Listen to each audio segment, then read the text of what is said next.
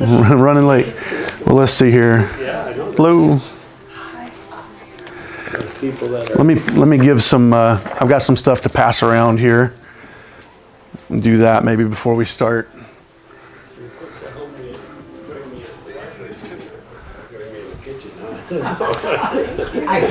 Oh yeah. I know.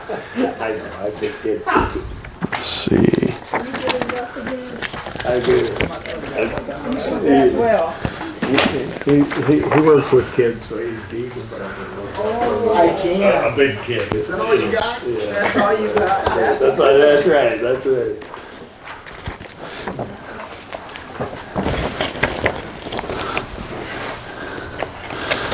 What? There's more? There's more.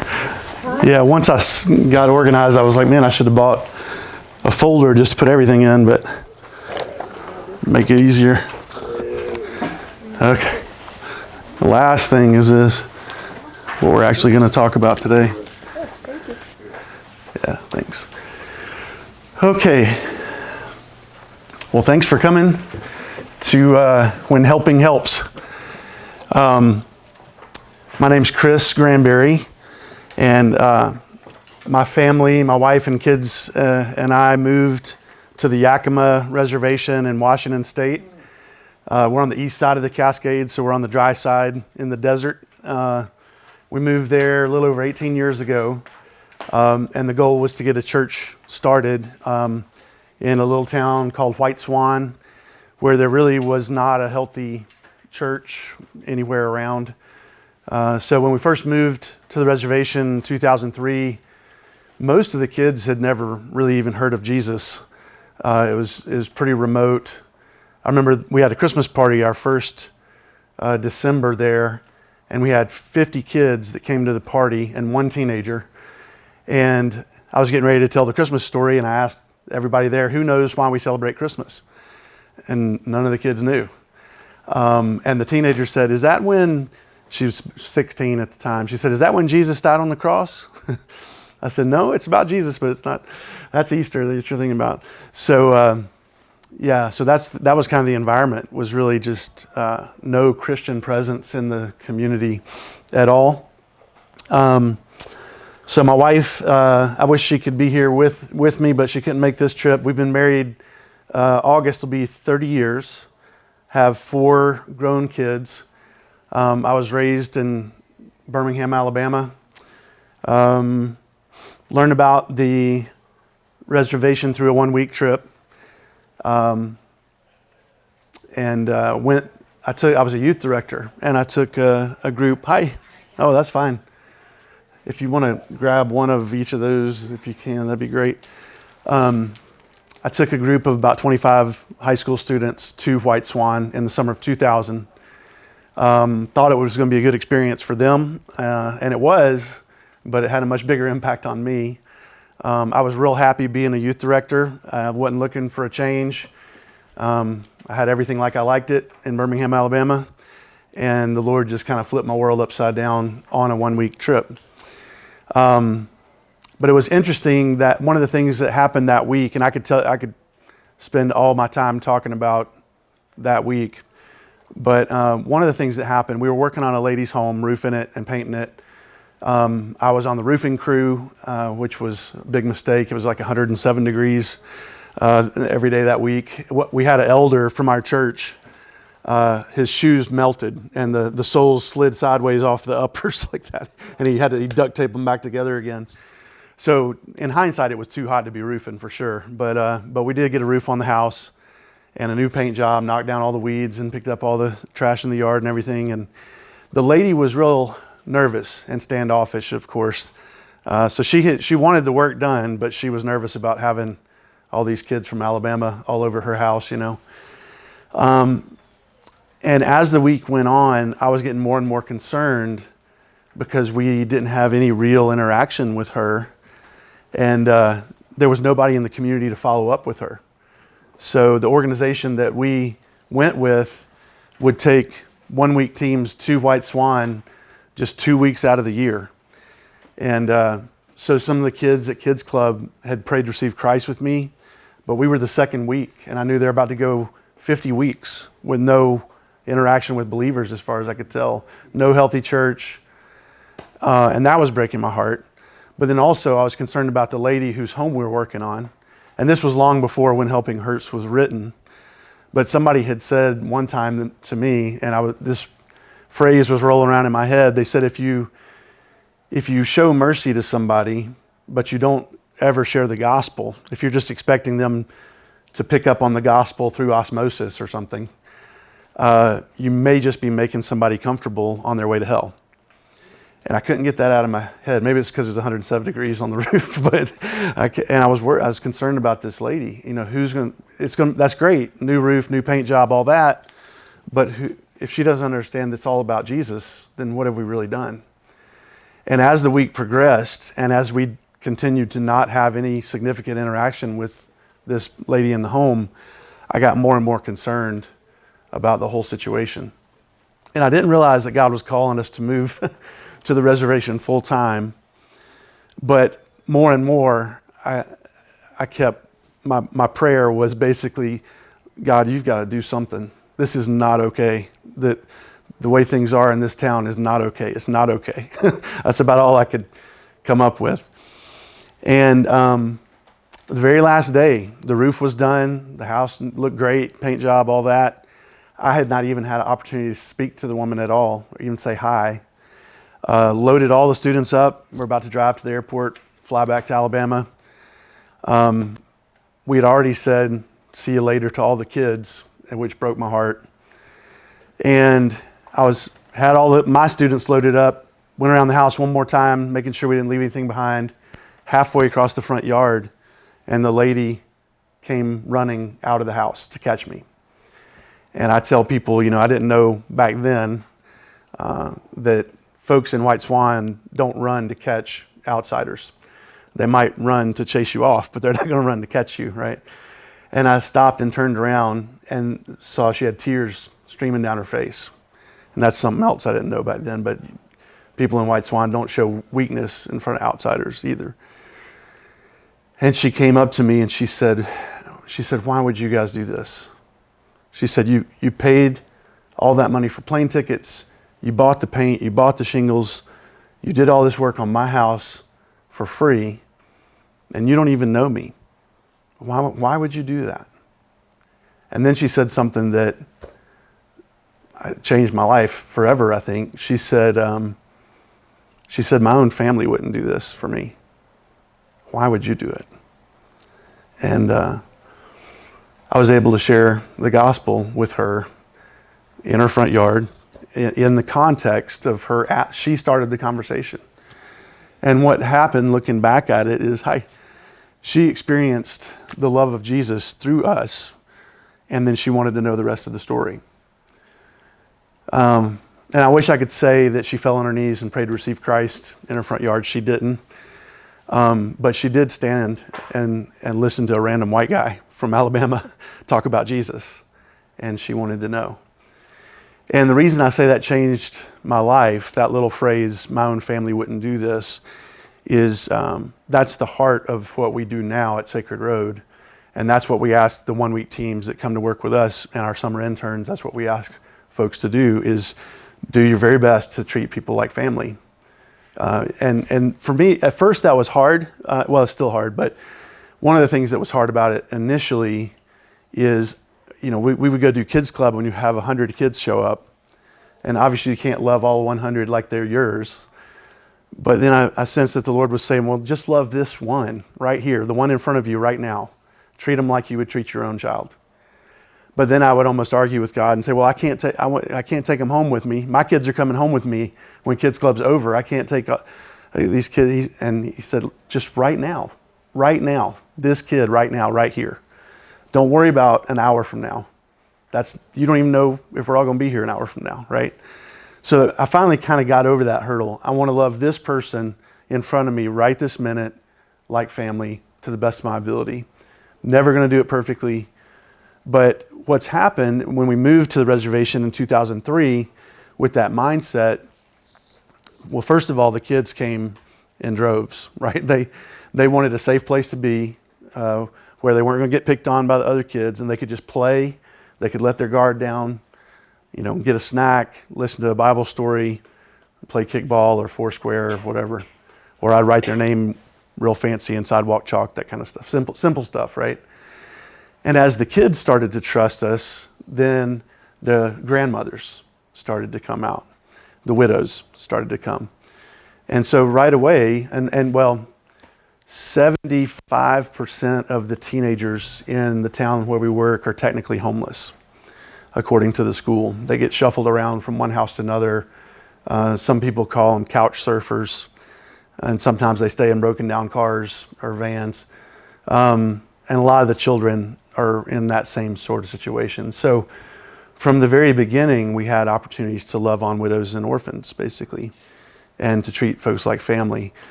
And what we didn't realize, looking back, probably should have realized it, folks in a tribal community, in a collectivist culture, if you treat them like family fairly consistently, they're going to turn around and treat you like family too. And so that was the dynamic that started to develop, is just right away, we started getting invited to birthday parties and family get-togethers. People started referring to us as brother and sister, and even mom and dad. The kids would call us that. So that really seemed to be the key, was figuring out, if this was my grandmother, what would I do? So that's kind of the heart of the ministry, and it goes back to that lady saying that to me in her front yard that day. My own family wouldn't do this. Now, having said that, let's look at hosting the one-week teams like we do. There's a lot of exciting stuff happening with the ministry I'd love to tell you more about. Before COVID hit, our youth group, we had 220 teenagers in the youth group, hundreds of children that we can reach out to on a regular basis. We were able to establish a church about 6 years ago, and there's about 400 people that are active in the church. We have about 20 staff people, and half are natives. So there's a lot of good things happening. We're about to start full-time work in Oregon on the Warm Springs Reservation, have 3 full-time people ready to move down there real soon. And so all of that stuff I'd be happy to talk about, but I'm supposed to talk about When Helping Hurts, or really When Helping Helps. And so y'all all got one of these books, right? How many of y'all have read this book already? Just a couple. Okay. Highly encourage you to read it. I know the men that wrote the book, actually before they wrote it, they sent one of their students from Covenant College, who's actually enrolled Mohican. I think he's the only Native American at Covenant College. He's a community development major studying with these 2 men and others. And they sent him to us for a summer. For 8 weeks, he evaluated the ministry back in 2007.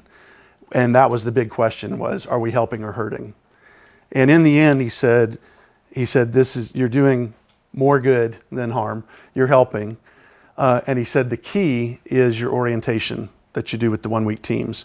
So let me start with that. We're not going to read. Don't worry. We're not going to read through this whole thing. But that's what this is. This is the packet we give our one-week teams to do orientation with them. And that was the main takeaway after 8 weeks of studying Sacred Road. He interviewed staff people, summer staff, people in the community, believers, traditional people, young people, old people, everybody. He did so many interviews. And I can give you access to that paper that he wrote. It was this big exit project for Covenant College. But the bottom line was, keep doing orientation like you do. Don't change your orientation. We have updated it a little bit and streamlined it a little bit, but for the most part, we haven't changed it over the years. And I get so tired of it. It's one of the hardest things I do is orientation, week after week with folks. But the goal of it is to kind of help our one-week teams get to a place, if they're not already there when they come, where they're to a point where they have a humble and quiet approach to the community. And these are my notes on When Helping Hurts, just thoughts as I reread it. But we're wanting to help the one-week folks get to a place where they're approaching the community in a humble way. They're as aware as possible of cultural issues. How do you greet somebody in this community? Handshakes, eye contact, all those hidden rules in culture. We try to give them best we can an overview of what to do and what not to do. where we are. We also try to really create we call it a same boat mentality. We're all in the same boat. The folks on the 1 week team that are coming to serve, the full-time staff, the summer staff, the folks in the community, no matter young or old, believer or not believer, we're in the same boat. We all need the same thing right now. We all need Jesus right this minute, right? We all need forgiveness right now. And so it's not the haves and the have-nots. We're not coming in with all the answers. We don't even know most of the questions, right? But we just want to come and love folks that the Lord puts right in front of us. We also try to really instill a deep awareness in the 1 week teams that nothing of eternal value is going to happen unless the Lord shows up and does it. 1 week teams, short-term teams, on paper, humanly speaking, make no sense at all, right? But what I always think about with the 1 week teams is how the Lord loves to take something small and just turn it into something way bigger than anybody would ever expect, right?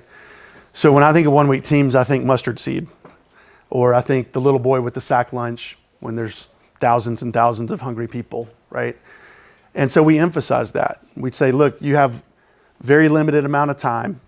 You have probably limited skills, limited understanding of the situation here, limited experience in this culture. Everything's limited, right? We're not bringing much to the table. But what we're going to do is take what we do have and put it in the hands of Jesus, and we're going to watch and see if he does something amazing with it. And he really has over the years. I was doing the math yesterday. We've had about 8,000 people come on 1 week teams over the course of 18 years. Amazingly, we've never had an injury on a work site. I mean, we've roofed 100-something homes, painted more than that. We haul firewood and build wheelchair ramps and wood sheds for elders, and there's everything. Bad dogs around, there's gangsters around, drugs. We've seen drug deals go down. We've seen 8 undercover cops roll up on somebody right next door to where we're working. All these kind of things, and we've never had anybody go to the ER because of anything that happened on a work site. Main thing we run into is dehydration. And so we say hydrate or die on the res where we are. It's really, really dry. But the Lord has done amazing things through the 1 week teams that have come. One of the things that he's done that's been fantastic is there are just thousands and thousands of people praying on a daily basis for people they met on our reservation. And what we do is encourage them to find one person. We say, can you find one person this week that you can commit to pray for just for a year, every day? Get a photo with them if you can. At least get their first name. Write it on a piece of paper. Put it somewhere you'll see it and pray, just once a day for that person for 1 year, and pray for their household too. Whoever you're praying for. I remember one time a lady came running up to me. The team pulled in, and she was from Kansas. And she came running at me as soon as she got out of the rental van, And I didn't recognize her from the previous year. She kind of scared me because I didn't know I'd ever met her before. But she was running and she was pointing at her wrist. And I was like, what's going on? And she was showing me, do you remember the Italian charm bracelets? Remember those with the little squares that you could link together? Yeah, okay, I don't know. She had one of those anyway.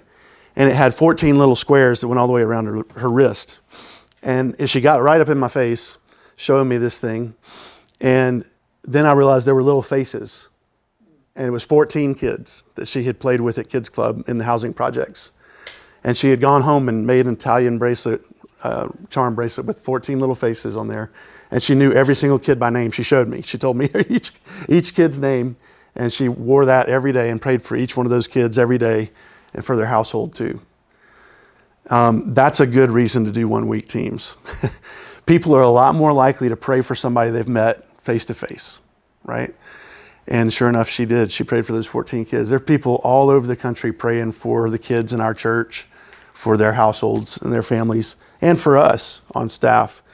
One of the things I tell teams at the end of the week when I ask them to pray for us is I say, that's what's really happening here. There's this undercurrent of prayer that's sweeping us along. Those of us in our church family, in the community, God's doing good things largely because his people are praying on a regular basis and asking him to. Another thing that happens if you want this, and I don't know who's living on reservations or serving, or who's maybe you lead 1 week teams. So I should have been asking y'all more questions maybe to know my audience a little more. But it's running 1 week teams can be kind of a feeder program. So it's real common for somebody to come on a 1 week team, and then the next summer they want to come and be a summer intern. That's for us. That's college students and up. We require everybody to have at least 1 year of living alone or going to college under their belt, so we don't have to babysit. So they need to be a little bit self-contained. But we have 25 summer staff every summer that come and help us do what we do. They help with safety, overseeing the 1 week teams, crowd control. They help with cultural issues that come up along the way. We do 10 days of orientation with our summer staff. So they get a lot more than the 1 week teams do. Well, it's not uncommon for the summer staff to want to come for a year or 2 years, or maybe full time. So that's how we've wound up with so many full time folks. And one thing that's neat, one dynamic with summer staff is they have defined what it looks like to be a 20-year-old or 20-something-year-old for our young people in our church and for my own kids.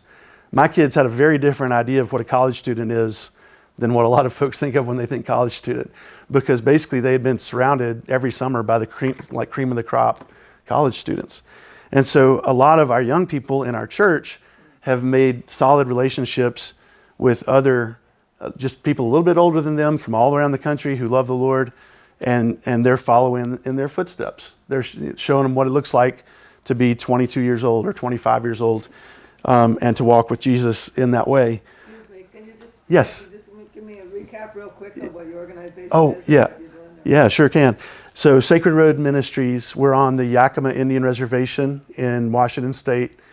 We're on the east side of the Cascades, on the dry side, about an hour north of the Oregon border. So you do summer outreach?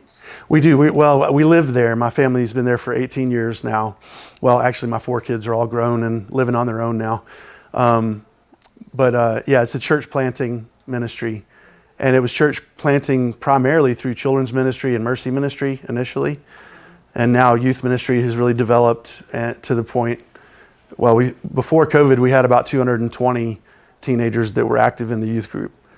And lots of little kids, probably 400 fifth graders and younger that we were reaching out to on a regular basis. And now a lot of our teenagers have graduated and become young adults. And so we have about 30 young adults that are active in the church. Some of them are on full-time staff, some are part-time staff, some are volunteers.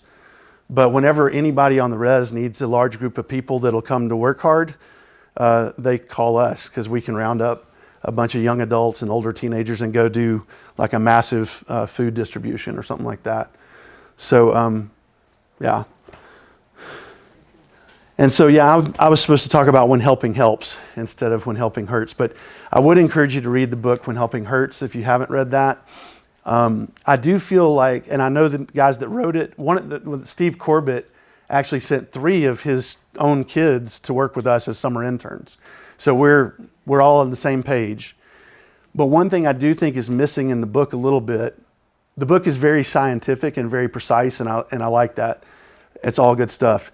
But there's a little bit of the mystery missing. And when I'm talking about when we come to the table and we know we have virtually nothing to offer, we're not bringing a lot of skills, we're not bringing a lot of knowledge, whatever. We're basically bringing Jesus is all we have, and His love, and we don't know what's going to happen, But we come for a week, you come out, you just never know what the Lord's going to do with that little bit. And it doesn't feel small. If you're trying to raise the money to come, or you're roofing a house for a week in the desert, it feels like a pretty big deal. But at the end of the week, when the teams are getting ready to leave, they look back and they think this is, what we were able to do is so small compared to the need. But the point is, Jesus can take that little deposit and just multiply it, and He has. One of the things it enables me to do as a white guy from Alabama, I don't have to be real loud on the res because actions speak louder than words. And the Yakima people look at all the 1 week teams that come, they think they're all part of my tribe.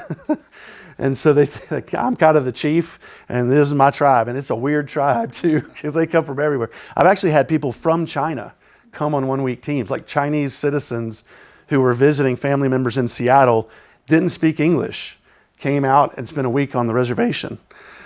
And they're part of my tribe in the mind of the Yakima people, you know. And so when I'm talking to tribal leaders, they'll say, now, when are your people coming back? You know, and things like my people. But it enables me to essentially lay low and let people start that conversation. Say, why? Why do people come and do this? You know, what? And one thing I emphasize is it's not about guilt.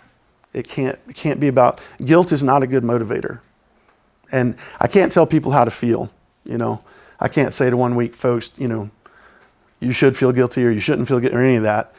And I've had people get after me before because they thought I was trying to make them feel guilty.